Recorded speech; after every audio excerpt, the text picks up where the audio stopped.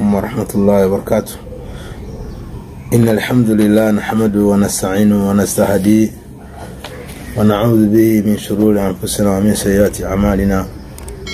من يهده الله فلا مضل له ومن يضلل فلا هادي له. وأشهد أن لا إله إلا الله وحده لا شريك له. وأشهد أن محمدا عبده ورسوله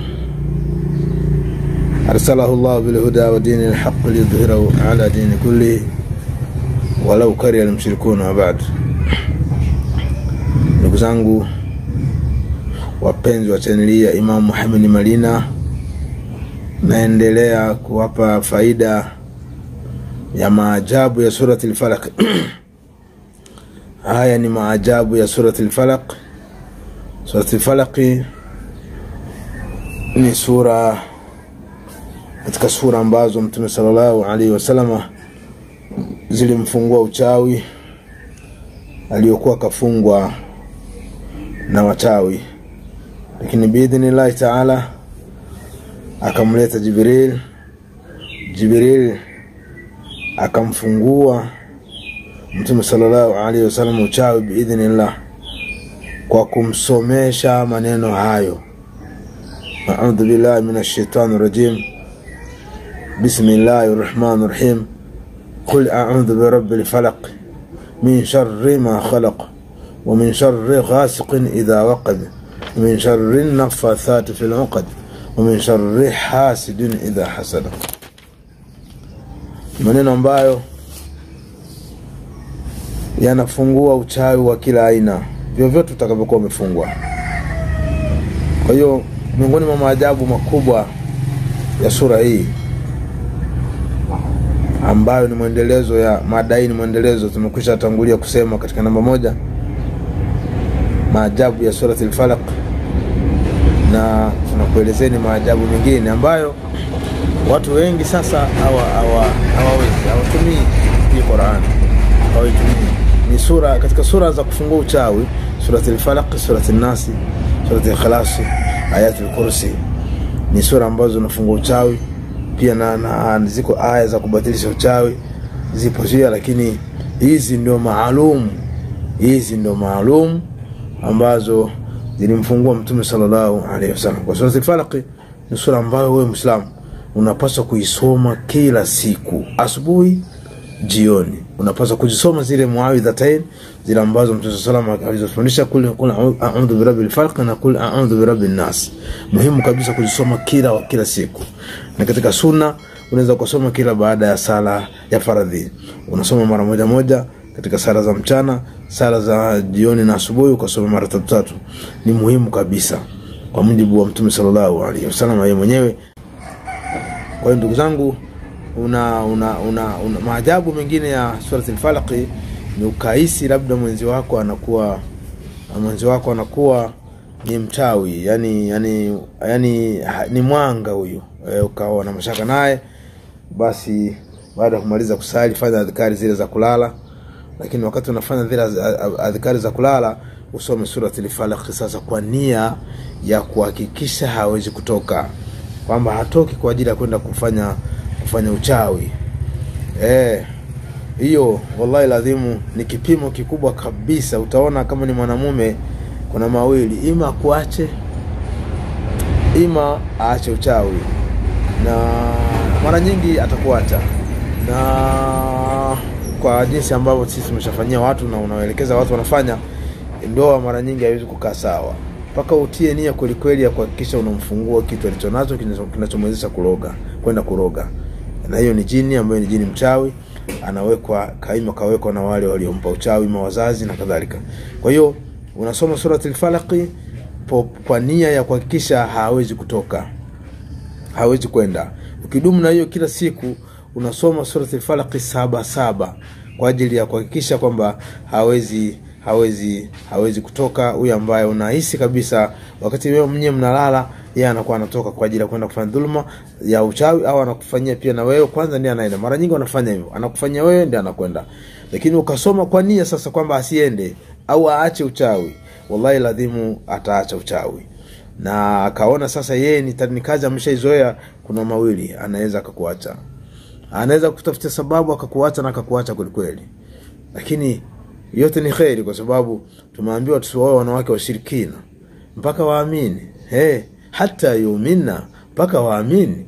Na tena anasema wale wajakazi, Mtume Allah anasema ni bora, yani ukawa hata na mtumishi wa ndani ni bora hata kuliko kuwa mwanamke mshirikina au mwanamume mshirikina. Lakini vice versa, hii aya inapiga wote kwamba wewe mwanamke pia unatakiwa kuolewa na mwanamke na mwanamume mshirikina mpaka awe muumini.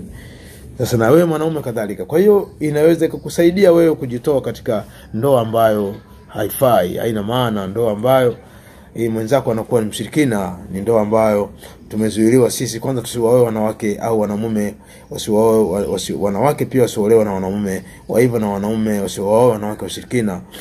Kwa hiyo unasoma hiyo kwa nia kuhakikisha mwenzako yuko safi au hayuko safi. Unaweza kuamua tu kama mimi hakikisha mume wangu huyu anamsema, ngoja mimi nisome dua hii. Nisome kila baada ya kulala. Kila tukitaka kulala nisome dua hii. Wallahi lazim hawezi kutoka. Nakwambia ati hayo ni maajabu ya suratul Falaq. Na maajabu yako mengi. Kuna maajabu mengine, wewe unahisi duka lako lina shida. Kwamba ulikuwa unauza vizuri, ghafla tu sasa uuzi. Ukiingia katika duka lako bana, zoea kusoma suratul Falaq kila siku 7 kwa nia kubatilisha kila ambacho kiko ndani. Rahisi tu, eti mnatafuta watu wafanyie wasomee. Kabisa utamleta mtu kwa gharama kubwa, utampela nyingi za kuja dukani kwako kufanyia. Hakuna. Soma suratul Falaq 7 kila siku kwa nia ya kubatilisha ambacho unahisi kimefungwa katika duka lako. Lakini wengi pamoja na kufunga maduka pia wanafungwa na wenyewe wenye miili. Yani mwili wako unafungwa kwanza afu na duka linafungwa. Wengi wanafanya hivi. Biashara yako inafungwa lakini nao kuwa umefungwa. Dalili tushafundisha, mtu akiwa amefungwa utaona anakuwa mzito kwenda kazini, kuamka asubuhi unaona mzito kweli. Lakini rahisi tu kufungua, ni uchawi wa kitoto kabisa huo. Alafu kuna unakuwa unaota vitu vinakufukuza, watu wanakufukuza, wanyama wanakufukuza, unaota maaskari wanakufukuza, unaota majambazi wameingia, unaota umefungwa magereza. Ni ndoto ambazo huyo ni nuksi ambaye kaweka kwenye mwili kukuharibia future yako, biashara yako, kuhakikisha kabisa haiwezi kwenda mbele. Lakini unajifungua kwa suratul Falaq rahisi kweli. Ukitaka usome na suratul Nas, lakini suratul Falaq kwa nia tu ya kufungua duka lako. Ukiingia dukani, ukiwa kwenye biashara yako, zoea kusoma suratul Falaq na wewe na yaqini kwamba ninavyosoma 7 zinafungua kilichofungwa hapa dukani kama au katika biashara yangu kama zilivyomfungua Mtume sallallahu alaihi wasallam wakati ule kafungwa uchawi, karogwa.